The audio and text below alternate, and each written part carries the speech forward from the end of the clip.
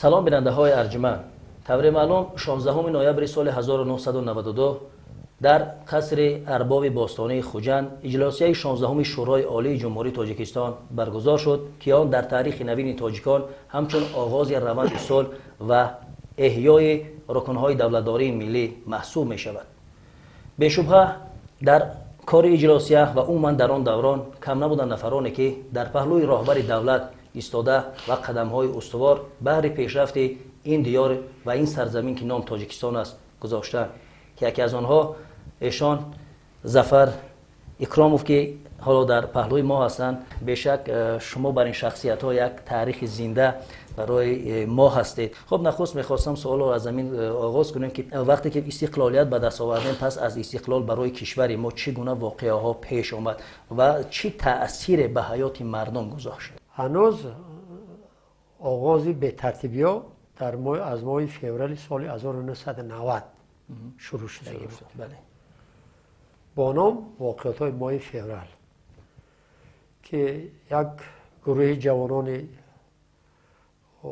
ما تحت رهبری شاید قواهای بیگانه باشد و قسم قوای داخلی هم بودن که خب روند درست دولتداری ما را نمیخواستند، همین خاطر به میدان برآمدند و مقابل دولت آشوب پرداشتند.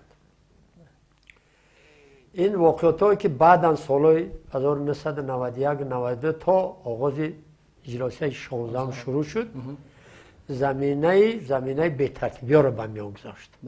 این ناشاخات تقریبا تا اجلاسیه 16 شورای عالی پره دوام کرد و بعدی او هم قسما هم دوام کرد، ولی نه به طرز متشکل، به طرز پراکنده.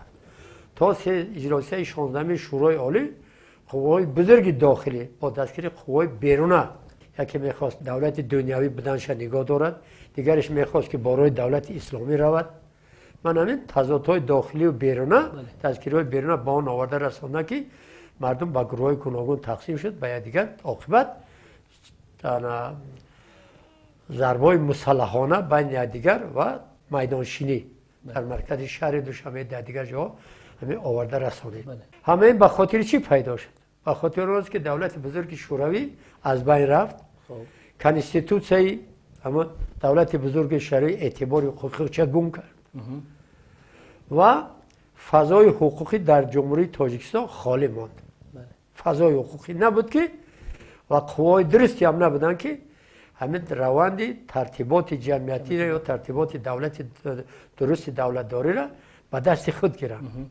هنوز در آخر ماه سپتامبر ماه اول اکتبر سال 1992 وزیر کارهای داخلی جمهوری تاجیکستان بعدا رئیس کمیته امنیت ملی جمهوری تاجیکستان در تلویزیون مملکت اظهارات پخش کردند که خب ما به طرف خودمون اعلان میکنیم به طرف خودمون، یعنی هر آن واقعاتی که در جمهوری تاجیکستان هسته، خواه آدم کشی میشد، خواه علاوزنی میشد، خواه شکست ریختی میشد، خواه چی حادثه‌ای که میشد، اینا به طرف خودشون اعلان کردن که ما در یگان کار دخل نمیکنیم، همین کدام قوایی که میخواد چگونه که میخوان همین خیلی عمل کنند. من خصوصا همین اظهارات دو رهبر بزرگ قوای همین قدرتی ساختارهای قدرتی با اون آورده رسان که قوای دیگری که میخواستن، یعنی به طرفی را اینا اختیار کردن، به طرفی روی راست اختیار کردن و به اینا امکانات داد که به یگان ترس هراس با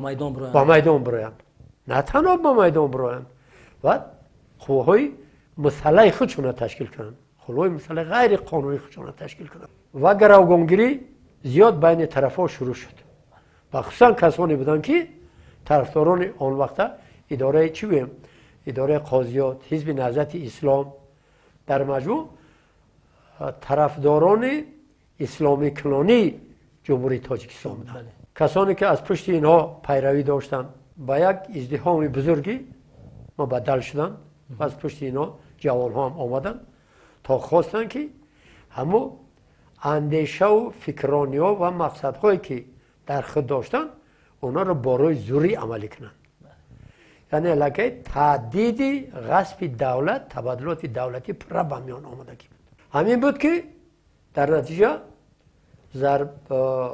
مناسبت های بین طرفا تا به اون درجه آمد که خب الکی زد و خورد خونین به عمل آمد که در نتیجه بسیار به دولت، به ملت، به اقتصادیات جمهوری، به سیستم اجتماعی جمهوری تاجیکستان بسیار زیان کلان رسانیده شد. اگر اون رقمایی که از زبان پیشوای ملت محترم امالی رحمان چند سال پیش صدا دادگی بودن، اونا را اگر یادآور شویم، در یک دوره کوتاهی به هم زیدی بین منطقه تقریبا 157,000 آدم به نام نیسان شد یا از بین رفت یا روی راست کشته شد. به اقتصادیات تاجیکستان بیش از 7 میلیارد دلار زیان مستقیم اقتصادی رسانده شد. همه این واقعی که شما گفتین بعد از دست آوردن استقلالیت الکی سر در جامعه چین شد که مثلا در شهر خوجان اجلاسیه 16 هم مثلا برگزار گردید؟ ببینید که هنوز در ماهی می همون سال 1992 یکی از اجلاسیه‌های غیر نوبتی آن وقت شورای عالی جمهوری تاجیکستان پارلمان تاجیکستان برگزار شدگی بود و من همون وقت به صفت معاون امنیتی ریاست کارهای داخلی ولایتی آن وقت لین‌آباد کار میکردم. در همین در قوای مخالفین که با نام اتحادیه مخالفین یا قوای مخالفین میگفتیم، کسانی میخواستن که راه اسلامی مملکت کنانی جمهوری تاجیکستان پیش گیرن، اکثریت وکیلان مردمی از ولایت اون وقت لین‌آباد گروگان گرفتن و بردن اول در پدوه در زیر خانه قاضیات و بعدا به درای رامیت بردن، در اونجا همه اونا رو گروگان گرفتن محکم کردن. یعنی الکی خودی اما پارلمان تاجیکستان جلسه‌های پارلمان ماهیت خودش از بین بردگی بود، از گم کردگی بود. بین خودی وکیلان خلقی الکی تقسیمات پیدا شدگی بود. این تقسیمات الکی به تقسیمات تمام ساختارهای دولتی آورده رساند. یعنی که ساختار دولت، سیاست دولت خب فلج شدگی بود، با پره فلج شدگی بود. هیچ قوه‌ای نبود که الکی همین سر جنبه ساختار جمع کنه در یک جا. خوشبختانه قوه‌ای پیدا شدن که باز از همون وکیلان مردمی علاهیده خب در شخصیت امروزه پرزیدنت مملکت امالی رحمان و دیگر مملکت‌ها و دیگر وکیلان خلقی که در اطراف این کس بودن، از جمله وکیلان خلقی از ولایت اون وقت لین‌آباد، از بعضی ناحیه‌های تابع جمهوری پیدا شدن، راهی از بین بردن مخالفات و نجات دادن جمهوری تاجیکستان و ملت جستجو کردن. همین بود که به اندیشه اون وقت وکیلان جمهوری تاجیکستان که همین مقصد مرام همین ایده پیشنهاد شدگی بود، از طرف اکثریت وکیلان خلقی جمهوریشون دستگیری یافت. برای چی اجلاسیه 16 شورای عالی جمهوری تاجیکستان در شهر خوجان برگزار کرد. آغاز همه به ترتیبی ها از آن وقت ولایت قرانتپه سر شد. البته در اونجا نظام دولتداری پره از بین رفتگی بود. ولایت کلاب در تحریم اقتصادی بود که بین یگان منطقه مناسبت نبود. در پامیر هم نیست، همه اول بغیر از یگان راه رفت آمد به پامیر نبود. یعنی شرایط امکاناتی که در دیگر جا در منطقه قرانتپه یا در پامیر برگزار کردن همین اجلاسیه نبود. در شهر دوشنبه قوای بودن که همین مملکت دولت به جدایی آورده رساندن، جامعه را به جدایی آورده رساندن. یعنی امکانات پرای خلالدار ساختن تمام نظام درست برگزاری اجلاسیه 16 شورای عالی پره با وجود داشت. بغیر از آن که امکاناتی بود که با قوای مخالفین امکان دارن اکثریت کسانی که بخواهند که جمهوری سر جمع کنن در شخصیت وکیلان پارلمان اونا باز گروگان بگیرن. یعنی الکی امکاناتی از بین بردن همون مقصد مرامی که برای تنجی امان مملکت باید زمینه‌گذاری میشد در شهر دوشنبه، در منطقه قرنطینه، در منطقه کلوب، در منطقه پامیر وجود نداشت. یگانه منطقه که نسبتاً آرام بود و شرایطی بود که در آنجا همین اجلاس 16 شورای عالی برگزار کردند. بعد با کار شروع کردن اجلاس 16 شورای عالی جمهوری تاجیکستان هنوز از جانب وکیلان خلقی دولت دارا یگان امیدی نبود که همین اجلاسیه با اون طریق برگزار کردید، با اون طریق باقی رسید. مسائلی که در اجلاسیه محاکمه کرده شدن امیدی اکثری ها امید نداشتن که به همین ترتیب انجام می‌یابد. خب همین اجلاس 16 شورای عالی چی تأثیر در حیات سیاسی و اقتصادی اجتماعی کشور گذاشت و چرا محض اجلاس 16 رو همچنان اجلاس تقدیرساز می‌گرفت؟ واقعا اجلاس تقدیرساز است. هر آنچه که امروز ما دستاورد داریم سرچشمش واقعا از اونجا. سرچشمش در اونجاست، آغازش هم در اونجاست. چه خیلی که هر یک دریا سرچشمه دارد، از جویها، از آبها، شاخابا سر میشود. انا همین امروز حیات زندگی ما، پیشروی جمهوری ما منبعش در اونجاست، آغازش هم در اونجاست. چرا؟ یکم توانست که نظام دولتی را برقرار کند. فلجی دولت از بین برد. در کدام شکل اول؟ در شکل آن که همون نظام پرزیدنتی مملکت که از نوامبر سال 1991 با وجود آمدگی بود، همین قسماً هم با همین نزاع‌هایی که بین طرف‌ها با وجود آمدگی بود زمینه‌گذاری کرد. بعداً قوه‌هایی که خودی آن وقتا پرزیدنت مملکت با میان آوردگی بودند. گروگان گرفتن در ماه سپتامبر 1992 و او را مجبور ساختن که رحمان نبی از رهبری دولت سر کشد. یعنی بگید الکی دولت به رهبر بود، دولت به سرنوشت بود. یکم مسئله که حل کرد یعنی اجلاس 16 آن بود که روش دیگری دولت داری را گرفت در یک دوره معین، یعنی در دوره گذشته ساخت پرزیدنتی را از بین برد، قرار قبول کرد و با ساخت پارلمانی دولت داری قرار قبول کرد. این یک مسئله مهمی که حل کرد. خب دوم مسئله که حل کرد حکومت نو رهبریت دولت جمهوری تاجیکستان آن وقت در شخصیت پارلمانی تاجیکستان، بعداً تأسیس حکومت جمهوری تاجیکستان زمینه‌گذاری کرد و قرارها قبول کرد. یعنی انتخابات ریاست پارلمان جمهوری تاجیکستان، ریاست شورای عالی جمهوری تاجیکستان گذرانده شد و اجلاس 16 در شخصیت امروزه پرزیدنت مملکت آن وقت دپوتات آن وقت وکیل مردمی جمهوری تاجیکستان از ناحیه دنقره به صفت رئیس شورای عالی جمهوری تاجیکستان پیشکش شد. و اگر یاد داشته باشید از جانب اکثر وکیلان مردمی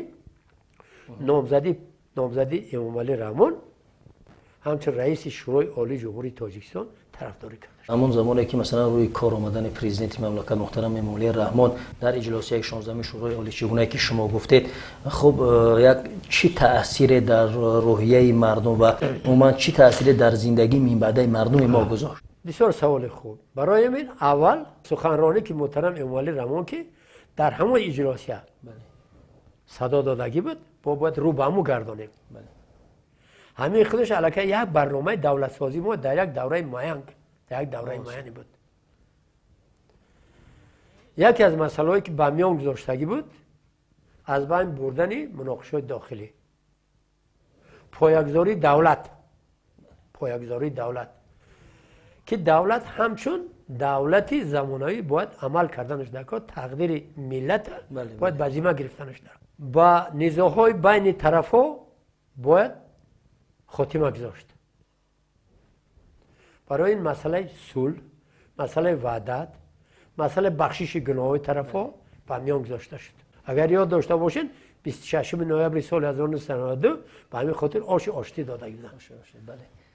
که همه قوای مخالفین قوای سابق اون وقت دولتی در یک سری دسترخوان جمع آوردن گفتن که ما آنچه که در همین اجلاسی 16 شورای عالی جمهوری تاجیکستان قرار قبول شد ما جانبداری میکنیم. مسئله مهمی که باید زمینه‌گذاری شود این نه تنها جمع آوردن مردم بلکه وحدت مردم بود. حالا که امروز به نام وحدت ملی یاد میشود بله. برای ملت خلق جمع آورده شود. باید اینو درک کردنشان در کار که ما آینده چی میسازیم چی میخواهیم چی باید کردن ما برای باید سرجم شدنش در زمینه‌گذاری کردن.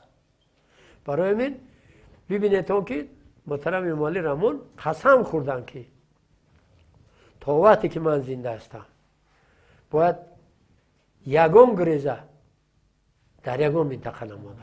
استاد شما ببینید کارشناسان به هر نظرن. مثلا بعضی‌ها میگویند که همون زمانی که در اجلاسی 16 راهبر دولت محترم امالی رحمان سر کار آمدن مهمترین کاری کرد این همون عفو عمومی بود. بعضی‌ها میگویند که نه همون مهمترین کاری که راهبر دولت انجام داد برگردانیدن گروزها از دیگر دولت‌ها بود. خب به اندیشه شما که سالیان دراز کار کردید مهمترین کاری که راهبر دولت برای آرامش برای پایداری برای سرجمعی مردم کردن کدام کار بود؟ ما طرفدار هر یک عقیده همون آدمایی هستن که مهم نیش بود مهم ماشینش مهم شد.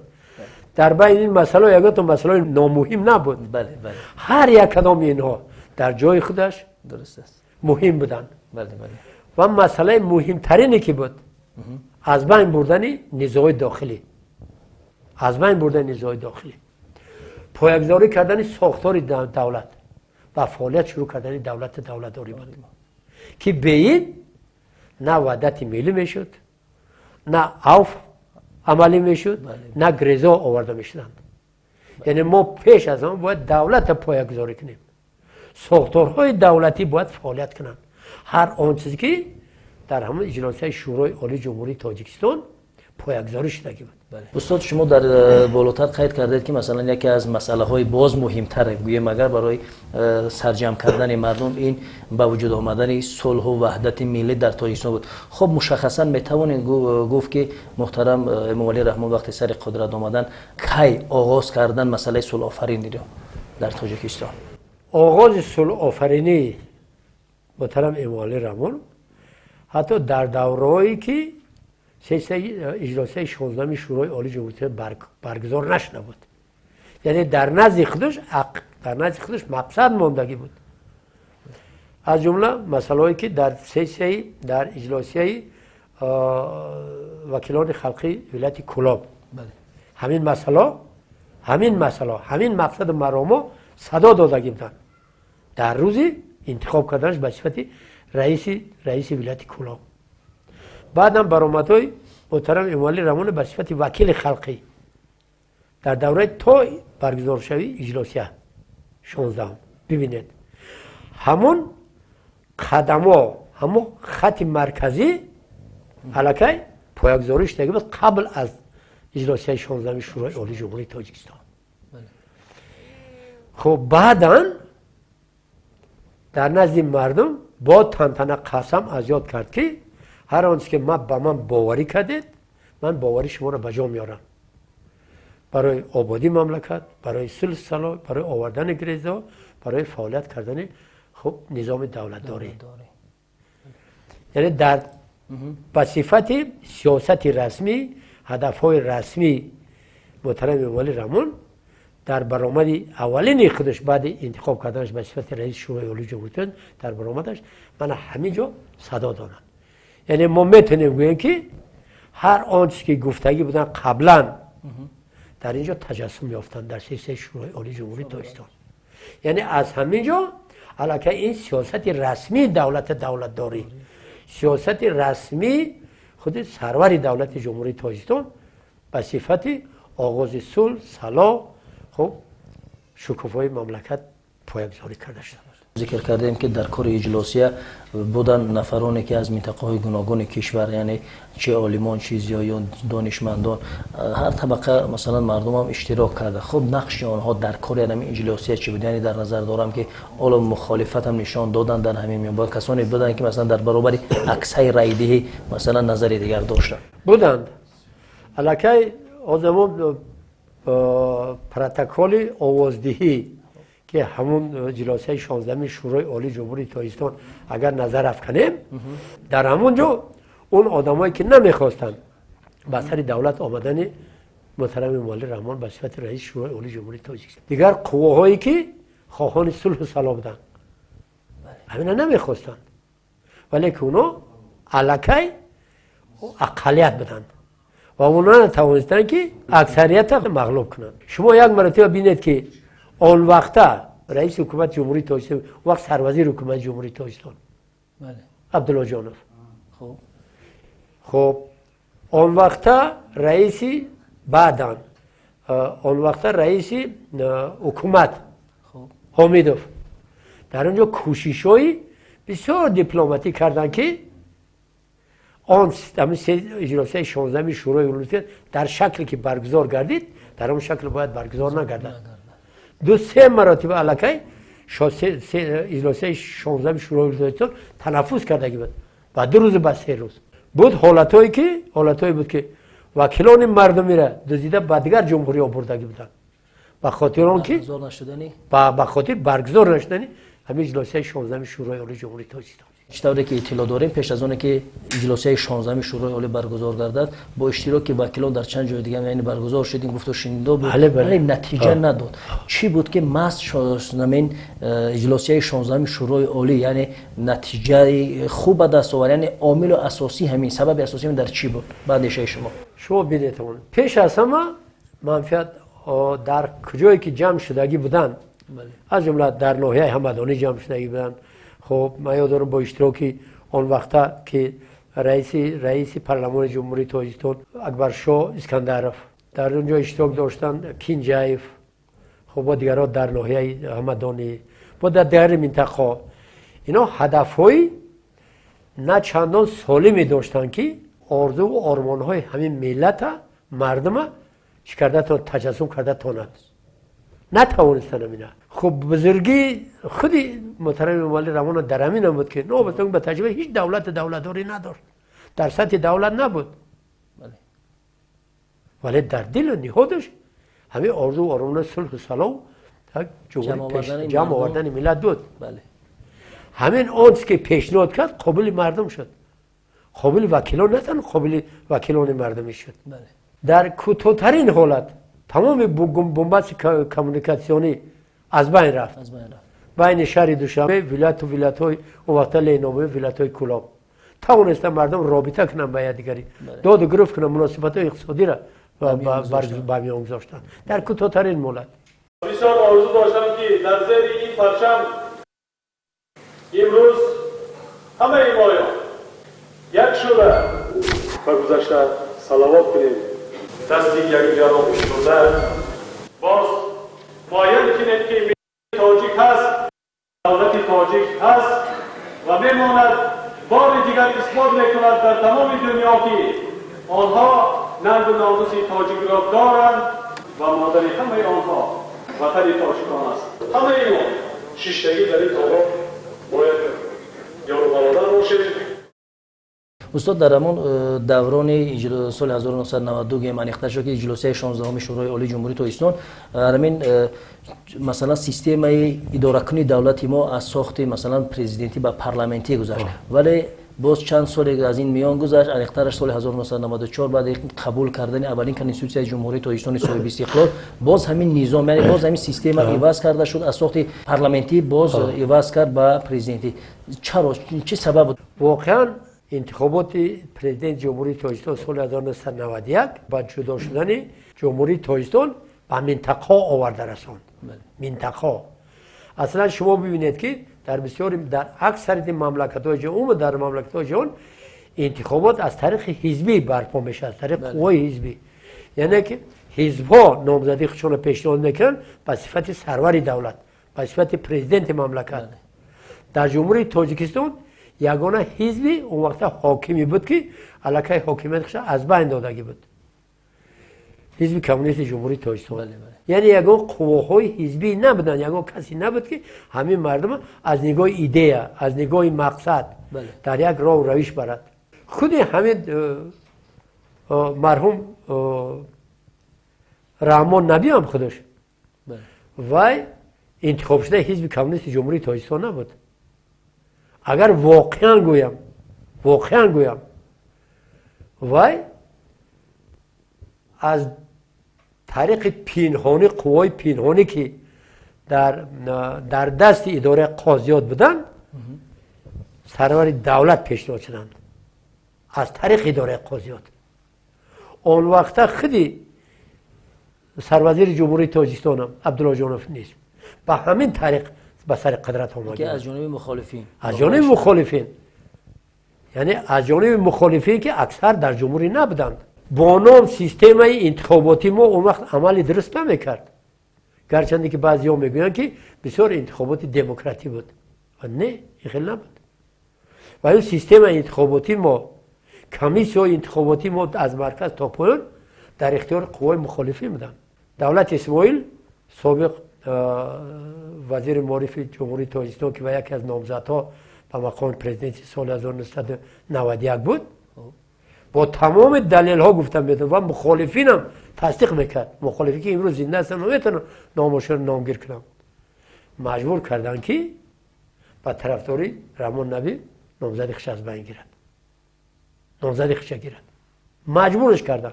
انا که بین این بچه آورده رسان، همه انتخابات بعد جدای اندازی آورده رسان. اگه چیکار کردن در کاس که همین جدا اندازی از بین برده شود. یگانه راهی بود که همین اینستیتوت پرزیدنتی از بین برده شود و وکلان مردمی با اکثریت آوازها که از تمام منطقه انتخاب شدگی بودن، علاقه تمام منطقه در شکل چی بگیم؟ در شکل غیر مستقیم که از جانب خلق انتخاب شدن. رئیسی پارلمانی اون وقت جمهوری تاجیکستان، مردم وکلان جمهوری انتخاب کرده بود، وکلان جمهوری رئیسی پارلمانی، رئیس شورای عالی جمهوری تاجیکستان انتخاب کردن. یعنی عقیده اکثریتی تمام منطقه تاجیکستان بود. حالا که همین دوره یگانه همین راه بود که تیزتر با پایگذاری کردن زینای دولتداری، ساختار دولتداری ما شروع کردن ما در کار. اگر باشد که بازم ما همه سیستم پرزیدنتی را دستگیری میکردیم، نه کمتر از 5 ماه 6 ماه دیگر در کار بود که علاقه انتخابات آینده پرزیدنت جمهوری تاجیکستان برگزار کردند. در این دوره 157,000 نه، شاید که 500,000 از بین برده شود مردم، شاید که با صد میلیارد دلار یا 10 میلیارد دلار که اقتصاد جمهوری تاجیکستان چی بینه زیان بینند. اما که با مرور زمان وقتی که وظیفه تاریخی خودش همین سیستم پارلمانی دولتداری خب اجرا کرد، ضرورت به میان آمدن در کار بود که تمام قوا و قدرت و امکاناتی که در داخل جمهوری است، چه از نگاه مردم، چه از نگاه ذخیره طبیعی، ذخیره آب دیگه سو امکاناتی که داریم، همین در شخصیت سیستم پرزیدنتی باید تجزیه کرده شود. یعنی سیستم یگانه رهبری. یگانه رهبری. همه مردم خواهان بودن. یاد داشته باشید وقتی که لایحه کنستیتوسیون جمهوری تاجیکستان خب پیشنهاد کردن با طرفداری همون قریب 100% مردم همراه آواز دادن جانبداری کردن. طرف دیگر است که برای سیستم پارلمانی شما یاد داشته باشید که باید بسیار حزبای بقوت حزبی بودنش در کار، و مثل بریتانیای کبیر، و مثل آلمان، و مثل اسرائیل. بسیار معرفت بلند شهرداری و شهروندی ضرور است. یعنی که اون در دوره در جامعه همین گونه حزب‌ها بسیار میلنگیدن به قلیو که ضعیف بودن. حزب عمومی جمهوری نداشتیم به یک حساب. نداشتیم.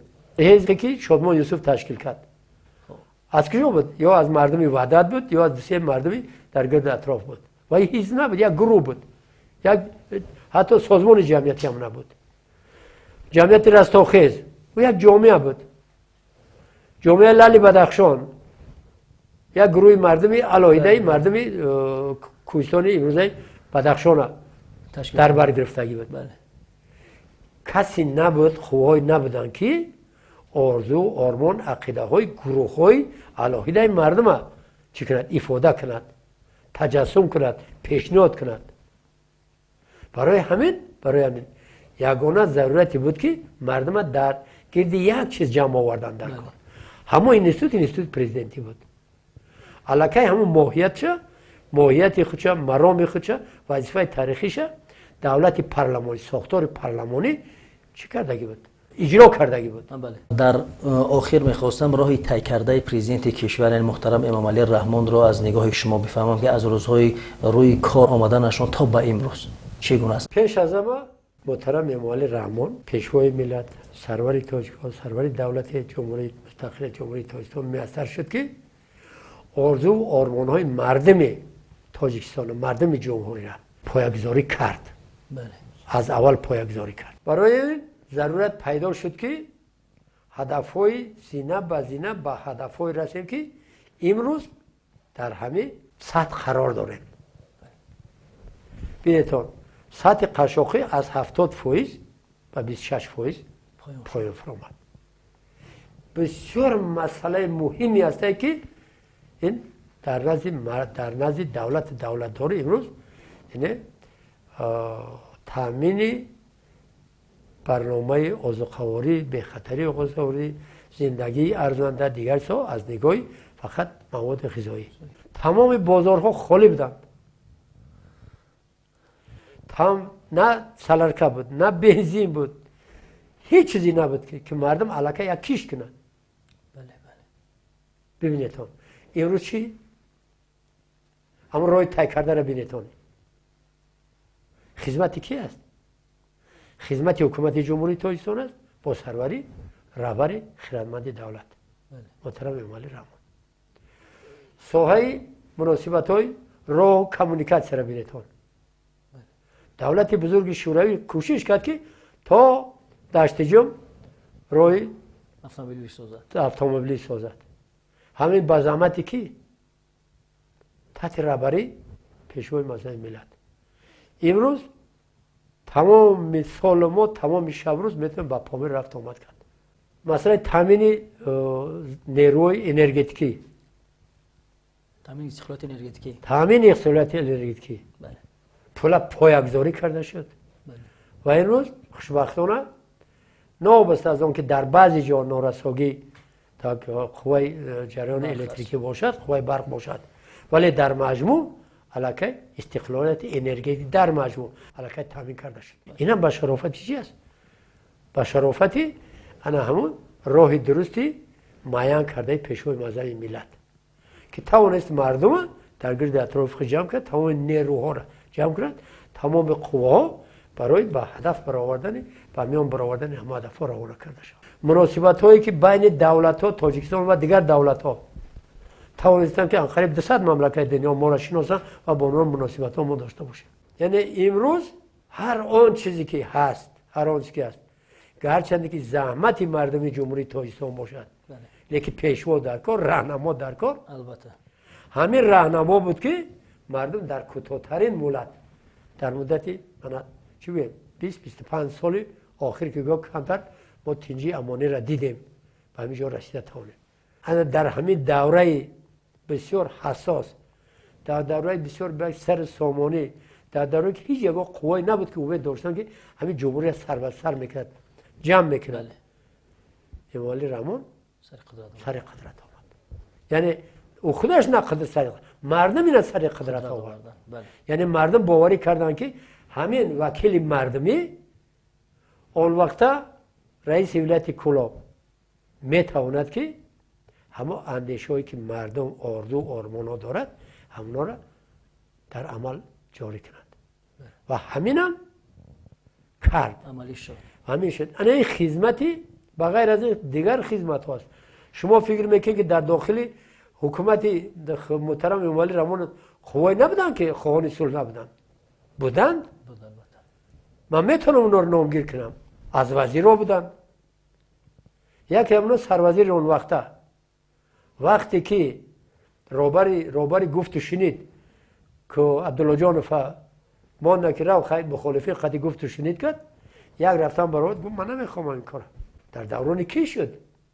همون مردم در دوران کدام سروزیر عمل کردن؟ در دوران خودی هم سروزیر. ما بالاتر گفته بودم که وای آدمی نبود که الکی مستقل در حکومت داری کردن، چون که از جانب دیگر قوا در این سر حکومت آورده شده بودند. من در آخر خودشون هم نیز آشکار کرد. مخالف بودنش با سیاست امروزه، با سیاست خیرتمندانه امروزه رهبر دولت خودشون آشکار کرد. و امروز من ببینید که مردم تاجیک با سرور خودش با سازگار صلح و وحدت ملی و بیهوده نیست که مثل امروز همه امامعلی رحمون اساسگذاری صلح و وحدت ملی پیشوای ملت مردمش میکرد. قبول کردن. این از خدمتاش است. بله. آن خدمتای کرد مردم همه خدمتونه قدر کرده توانست و این روز قدر هم میکرد. تشکر زیاد استاد برای صحبت. باور دارم که همون گونه که در آغاز گفتم شما برای شخصیت ها یک تاریخ زنده هستید. اگر ساعت ها حرف بزنیم کم است، ولی باور دارم که از این صحبتی که کوتاهی که ما داشتیم بیننده عزیزی ما بعضی واقعیت های را از زبان خود شما که در آن وقتا همچون سرمشاور پرزیدنت مملکت بودید و برای خود گرفتن و امیدوار هستیم که در برنامه‌های من بعدا در این موردها صحبت خواهیم کرد. بینندگان ارجمند یادآور میشیم که هم صحبت ما بودند ظفر اکراموف سابق سرمشاور پرزیدنت جمهوری تاجیکستان که صحبت ما نیز بود راجع به اجلاسی 16 شورای عالی جمهوری تاجیکستان. اینجا برنامه ما به آخر میرسد. تا برنامه دیگر شاد و پیروز باشید.